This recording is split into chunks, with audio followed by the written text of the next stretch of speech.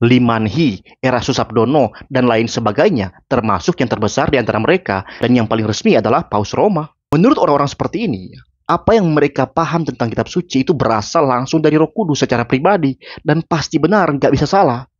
No! Through the laws of the Pope and the doctrines of men, the consciences of the faithful have been miserably vexed and flayed. Will you recant or will you not?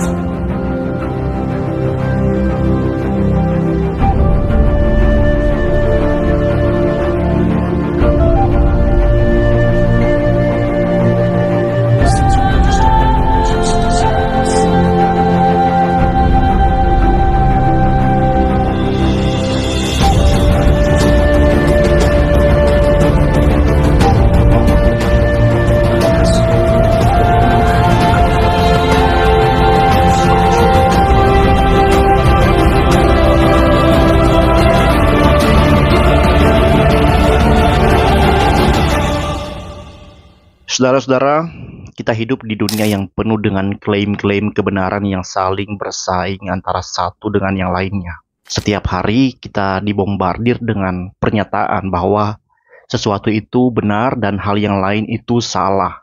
Kita diberitahu apa yang harus kita percaya dan apa yang tidak boleh kita percaya. Kita diminta untuk bersikap dengan cara tertentu, tapi tidak dengan cara yang lain. Setiap hari di FYP TikTok misalnya, ya, atau di Facebook, di Instagram, kita menemukan banyak sekali saran-saran tentang bagaimana hidup harus dijalani. Ada yang mengatakan bahwa hidup harus mengejar kekayaan seperti yang dikatakan oleh Timothy Ronald. Ada yang mengatakan bahwa hidup haruslah sederhana-sederhana saja. Selain itu ada juga Richard Dawkins, seorang ateis dan evolusionis asal Inggris yang memberitahu kita cara berpikir tentang asal-usul sejarah kita dan tempat kita di alam semesta ini. Bahwa kita ini dari kera, bahwa kejadian alam semesta itu adalah sebuah kebetulan saja. Nothing create everything. Nah, saudara melihat semua ini. Bagaimana kita menyaring semua klaim-klaim ini? Bagaimana orang tahu apa yang harus dipikirkan tentang bagaimana hidup ini, relasi, moralitas, Tuhan, asal-usul alam semesta, dan banyak pertanyaan penting lainnya. Untuk menjawab pertanyaan semacam itu, kita membutuhkan semacam norma, standar, atau kriteria yang bisa kita jadikan rujukan yang sempurna. Dengan kata lain, kita butuh otoritas tertinggi tentang apa yang pasti benar, bukan? Tentu saja setiap orang punya semacam norma tertinggi yang dijadikan rujukan, entah orang sadar atau tidak tentang apa norma itu. Ada yang mengacu pada akal dan logika untuk menilai klaim-klaim kebenaran yang bersaing tadi. Ada juga yang mengacu pada pengalaman indrawi, mimpi, penglihatan, dan bisikan-bisikan roh, bahkan kodam.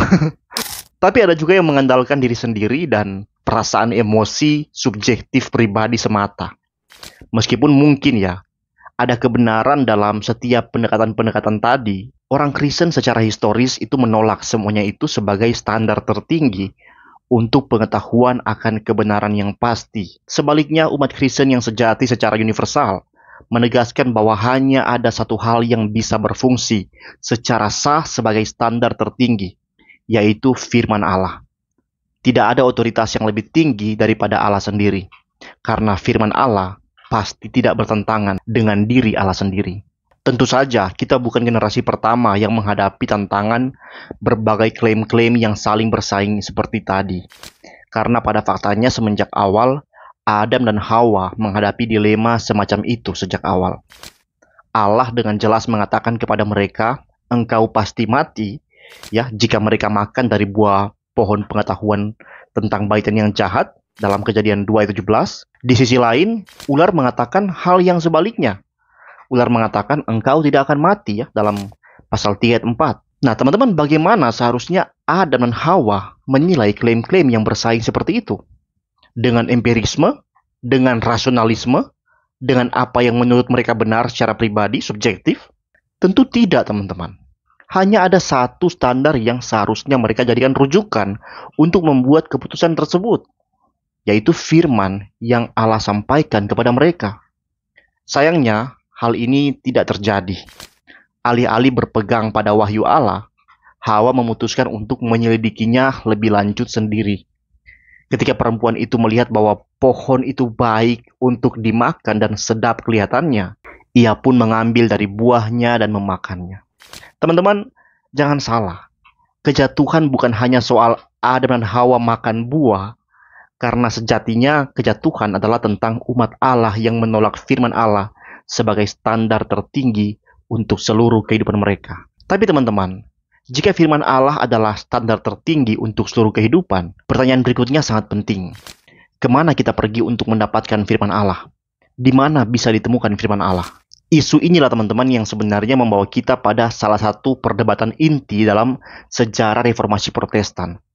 Yang mana meski otoritas gereja Katolik Roma setuju bahwa firman Allah adalah standar tertinggi untuk seluruh kehidupan dan doktrin, tapi Katolik Roma juga percaya firman itu bisa ditemukan di tempat lain selain dari kitab suci. Katolik Roma mengklaim struktur otoritas 3 rangkap, yang meliputi kitab suci, tradisi suci, dan magisterium. Komponen kunci dalam otoritas 3 rangkap ini adalah magisterium itu sendiri, yang merupakan official teaching yang otoritatif dari Katolik Roma. Yang terutama, semua itu dipercaya oleh mereka termanifestasi di dalam pribadi yang menjabat jabatan Paus. Karena Paus dianggap sebagai penerus Rasul Petrus, wakil Kristus. Dan pernyataan resmi dari Paus atau ex cathedra dianggap sebagai firman Allah sendiri yang setara dengan Alkitab.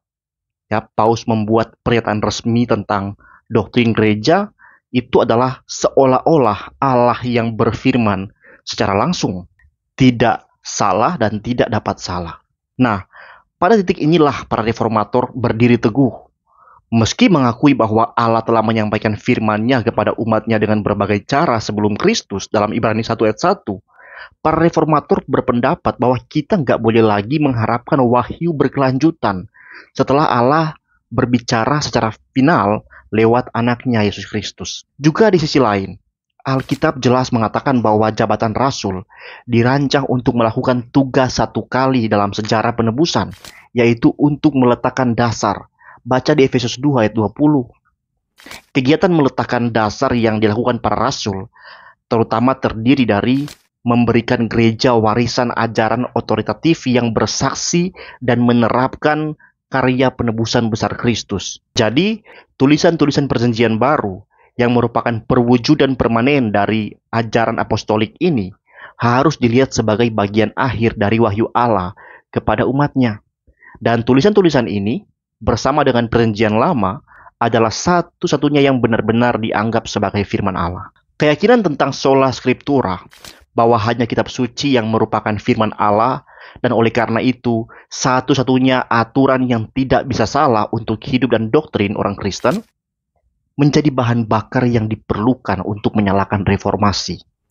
Makanya orang Katolik sangat anti dengan doktrin sola scriptura ini, karena doktrin inilah yang membuat reformasi menyala abangku. Tapi begitulah pekerjaan iblis di balik semua itu yang membenci sola scriptura. Iblis memang tidak suka manusia hanya mau taat pada firman Tuhan. Nah, teman-teman, jadi memang sola scriptura itu dianggap sebagai penyebab formal reformasi. Sementara sola fide ya atau iman saja itu dianggap sebagai penyebab material. Tapi teman-teman, sebenarnya sentimen terhadap doktrin sola scriptura ini itu pertama kali diwujudkan dalam pidato terkenal Martin Luther di Diet of Worms tahun 1521. Jika saya tidak diyakinkan oleh kesaksian kitab suci atau oleh alasan yang jelas, karena saya tidak mempercayai baik pada paus maupun konsili, karena telah terbukti bahwa mereka sering salah dan saling bertentangan, saya terikat oleh kitab suci yang telah saya kutip dan hati nurani saya tertawan oleh firman Allah. Saya tidak dapat dan tidak akan menarik apapun karena tidak aman dan tidak benar melawan hati nurani. Semoga Tuhan menolong saya. Amin. Teman-teman perhatikan, bagi Luther, kitab suci dan hanya kitab suci adalah penentu akhir dari apa yang harus dipercaya. Tentu saja seperti banyak keyakinan inti Kristen, doktrin sola scriptura sering disalahpahami dan disalahgunakan juga. Sayangnya, ada yang menggunakan sola scriptura sebagai alasan untuk individualisme. Ya, saya Tuhan dan Alkitab saja, di mana gereja tidak punya otoritas nyata dan sejarah gereja tidak dipertimbangkan ketika menafsirkan dan menerapkan kitab suci. Maka banyak gereja hari ini yang hampir ahistoris, terputus sepenuhnya dari tradisi, kredo, dan pengakuan gereja yang kaya. Banyak orang salah memahami sola scriptura, seolah-olah Alkitab adalah satu-satunya otoritas dan sama sekali tidak ada otoritas lain di bumi selain Alkitab. Karena sebenarnya penekanan sola scriptura sebenarnya adalah Alkitab adalah satu-satunya otoritas yang tidak bisa salah. Bukan satu-satunya otoritas saja. Tapi ironis memang, pendekatan individualisme seperti ini justru merusak doktrin sola scriptura yang sebenarnya. Dengan menekankan otonomi individu, seseorang hanya dibiarkan dengan kesimpulan subjektif pribadi tentang apa arti dari kitab suci. Bukan otoritas kitab suci yang dihargai, melainkan otoritas individu. Seperti contoh Charles Russell, Joseph Smith, Ellen G. White, Lee Man-hee, Erastus Abdono, dan lain sebagainya, termasuk yang terbesar di antara mereka dan yang paling resmi adalah Paus Roma. Orang-orang ini mengklaim diri mereka lah yang paling benar dalam menafsirkan kitab suci dan tidak boleh untuk diuji kembali untuk dilihat apakah benar atau tidak. Kalau sampai mempertanyakan atau menganggap salah atau mungkin mencurigai tafsiran mereka akan langsung dikutuk, akan dianggap bidat. Menurut orang-orang seperti ini, apa yang mereka paham tentang kitab suci itu berasal langsung dari Roh Kudus secara pribadi dan pasti benar, nggak bisa salah. Padahal Alkitab dengan jelas menegaskan dalam 2 Petrus pertama ayat 20-21 yang terutama ialah harus kamu ketahui bahwa nubuat-nubuat dalam kitab suci tidak boleh ditafsirkan menurut kehendak sendiri. Sebab tidak pernah nubuat dihasilkan oleh kehendak manusia, tetapi oleh dorongan Roh Kudus, orang-orang berbicara atas nama Allah. Jadi Alkitab itu bukan milik pribadi yang bisa ditafsirkan sesuka hati. Alkitab milik komunitas orang percaya segala zaman, segala tempat, dan segala abad. Tafsiran kita nggak boleh berdiri independen, tapi harus melihat seluruh tafsiran yang paling akurat dari gereja dan komunitas Kristen lain dalam sejarah gereja. Tapi teman-teman, sekali lagi, doktrin bahwa tafsiran satu orang pasti benar dan tidak boleh diuji, itu adalah doktrin sesat. Mereka pasti tidak mau diuji. Makanya Katolik Roma tidak pernah membuktikan kesalahan Martin Luther dari kitab suci sesuai permintaan Luther di Diet of Worms itu. Gak bisa mereka. Karena Martin Luther menemukan kebenaran dari kitab suci kok. Bagaimana mereka bisa membantah Luther? Makanya juga Patrice Allegro takut berdebat dengan Verbum Veritatis. Karena kegelapan jika diperhadapkan dengan terang, ya pasti kegelapan akan sirna. Nah, karena takut kebenaran akan menghilangkan kegelapan itu, ya terang akan membuat sirna kegelapan itu, mereka berlindung di balik seruan tafsiran Katolik sudah final dan pasti benar, jadi nggak perlu lagi berdebat. Tapi teman-teman, kita tahu bahwa para reformator menentang pemahaman semacam itu. Makanya Luther berani menentang untuk menguji ajarannya hanya dari kitab suci. Tentu para reformator tidak menafsirkan kitab suci sesuka hati mereka, tidak. Tapi para reformator sangat mengandalkan para bapak gereja, konsili ekumenis, ya, serta kredo dan pengakuan gereja di abad-abad yang lampau. Akar sejarah semacam ini dipandang bukan hanya sebagai sarana untuk mempertahankan ortodoksi, tapi juga sebagai cara untuk menjaga kerendahan hati. Bertentangan dengan persepsi populer hari ini, para reformator tidak melihat diri mereka sedang menemukan sesuatu yang baru sebenarnya. Sebaliknya, para reformator sedang memulihkan sesuatu yang sangat tua, sesuatu yang awalnya dipercaya oleh gereja, tapi kemudian dipelintir dan diselewengkan oleh mereka yang haus kekuasaan dan menggunakan agama untuk mempertahankan kekuasaan itu. Para reformator bukan inovator. Mereka adalah penggali kebenaran saat kebenaran itu sudah begitu dinodai oleh Roma Katolik. Tapi teman-teman, ada ekstrim yang lain yang harus dilindungi oleh doktrin sola scriptura, yang mana meski kita tentu ingin menghindari sikap individualistik dan ahistoris dari banyak gereja hari ini, sola scriptura juga melindungi kita dari koreksi berlebihan dan menaikkan kredo serta pengakuan atau dokumen manusia lainnya atau ide ke tingkat kitab suci. Kita harus selalu waspada agar tidak membuat kesalahan yang sama seperti Roma Katolik dan meluk apa yang bisa kita sebut tradisionalisme, yang mencoba mengikat hati nurani orang Kristen dalam hal-hal yang tidak diatur oleh Alkitab. Dalam hal ini teman-teman, sola scriptura adalah penjaga kebebasan Kristen. Tapi bahaya terbesar yang kita hadapi terkait sola scriptura bukanlah kesalahpahaman terhadapnya sebenarnya, tetapi bahaya terbesar ialah melupakan doktrin berharga ini. Kita cenderung menganggap doktrin ini hanya dalam konteks perdebatan abad ke-16, sekedar peninggalan pertempuran lama Katolik Protestan dan tidak relevan bagi zaman modern. Namun, gereja Protestan di zaman modern ini sangat membutuhkan doktrin ini lebih dari sebelumnya. Pelajaran dari reformasi sebagian besar telah dilupakan, dan gereja sekali lagi mulai mengandalkan otoritas tertinggi di luar kitab suci, ya. Ada pemerintah lah, ada macam-macam pokoknya. Nah, untuk membawa gereja kembali ke sola scriptura, kita harus sadar bahwa kita tidak bisa melakukannya hanya dengan mengajarkan doktrin itu sendiri. Meskipun juga tetap kita butuhkan, harus punya waktu untuk melakukannya. Tapi selain kita memperbanyak studi dengan ikat pinggang sola scriptura, cara utama untuk memimpin gereja kembali kepada kehendak Allah adalah dengan benar-benar memberitakan firman Tuhan. Hanya firman Tuhan yang memiliki kuasa untuk mengubah dan mereformasi gereja terus-menerus. Jadi kita tidak hanya perlu membuat seminar sola scriptura banyak-banyak, tapi kita juga harus mempraktikannya. Harus benar-benar berkhotbah hanya dari firman Tuhan. Ya tentu kita bisa menggunakan pandangan para teolog, tafsiran, buku-buku teologi, tapi harus benar-benar menggali Alkitab. Bukan hanya membawa berbagai macam lelucon atau motivasi-motivasi hidup yang sebenarnya orang bisa temukan di para motivator begitu. Kita harus berseru mengajarkan dari firman Tuhan, memberitakan firman.